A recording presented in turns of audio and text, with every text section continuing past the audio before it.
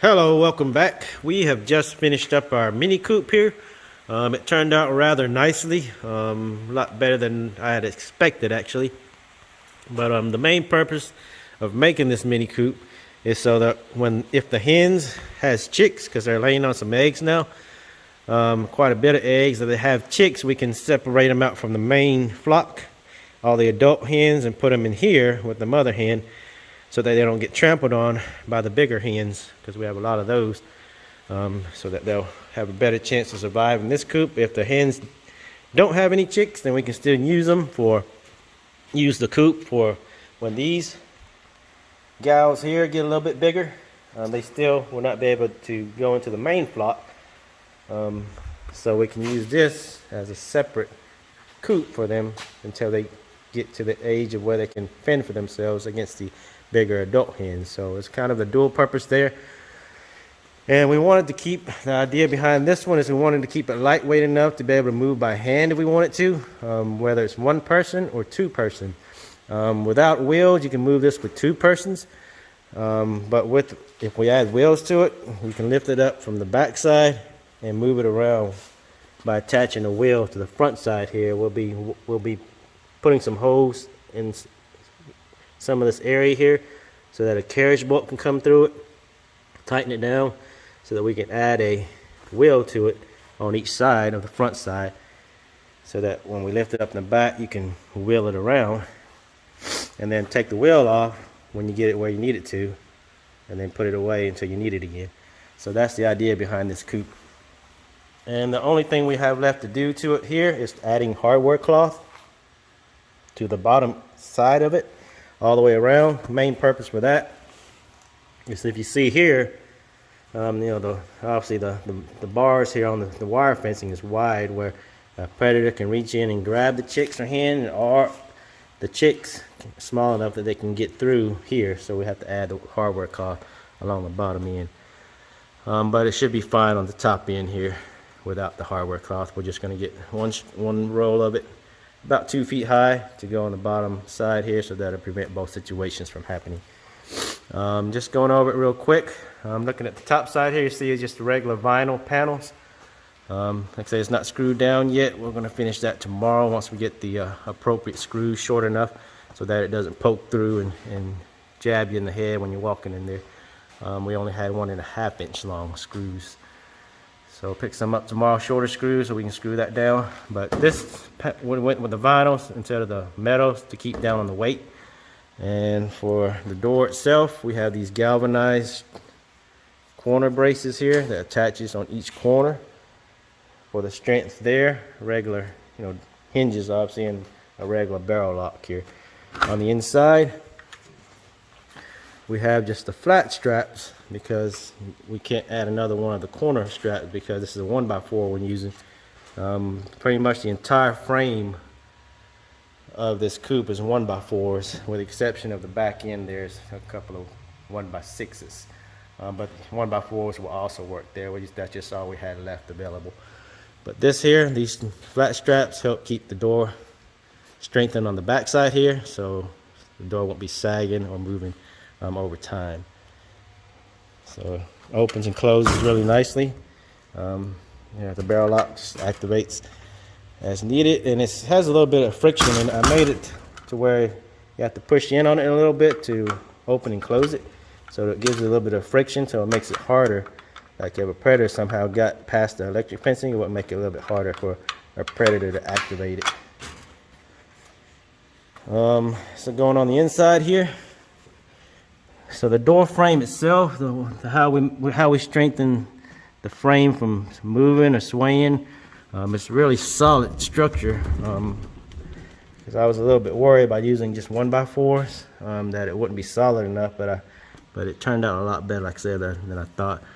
We just, for the door frame here, by tying it in to the bottom frame and the top frame here, and also a 1x4 going this way, and then also flat this way, and tying everything in by pilot drilling and screwing down into the wood itself from this way and that way, and a couple along here.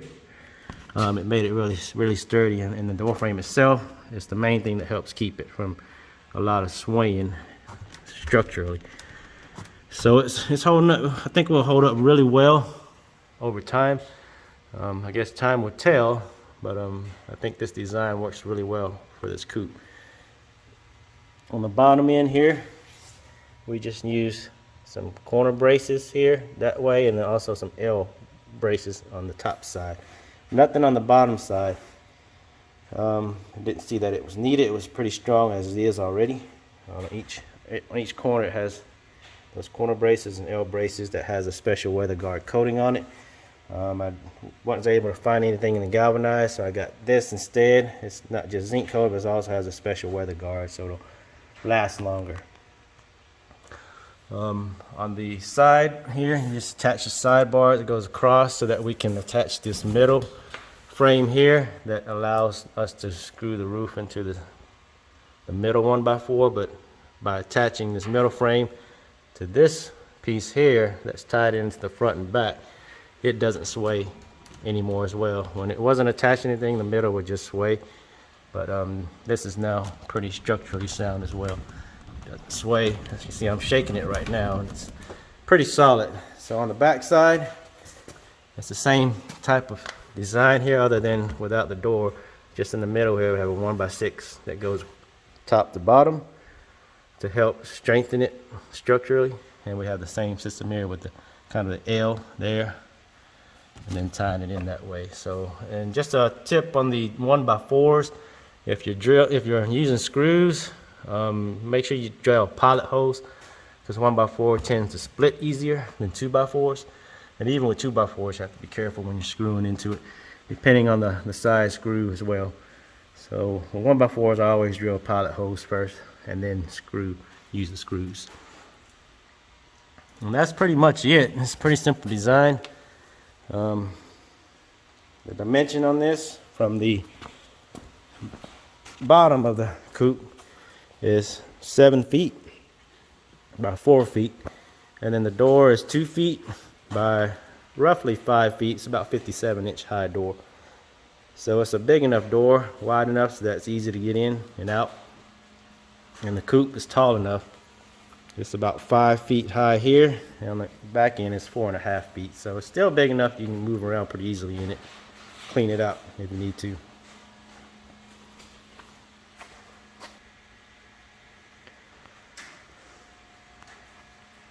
And just showing you how it works here as far as moving it.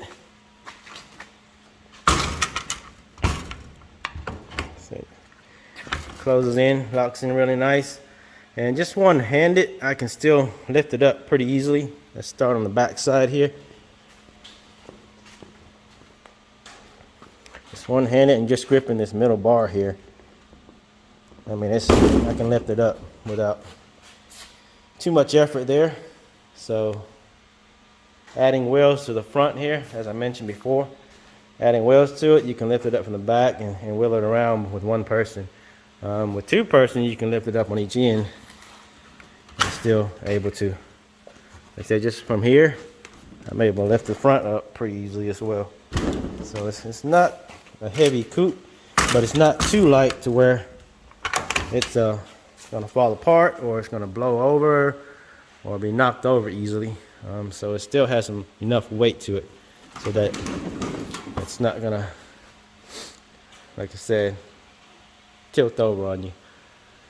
So I hope that gave you some ideas. Like I said, we've looked at other types with the cattle fencing, the hoop type coops, but we wanted to go with something a little bit different, and also something we can move around rather easily by hand if we wanted to, and without having to use tarp as well as the main roofing structure. We're able to use this vinyl sheet here to help reduce on the weight versus the metal, but it'll still hold up pretty nicely to the rain and whatever else the weather can throw at it. So hope that helps you out. Signing out for Sunshine and Country. Y'all have a great day. And once we get it totally finished, and if we add the wheels, once we add the wheels to it, we'll also do a video of us wheeling it around as well.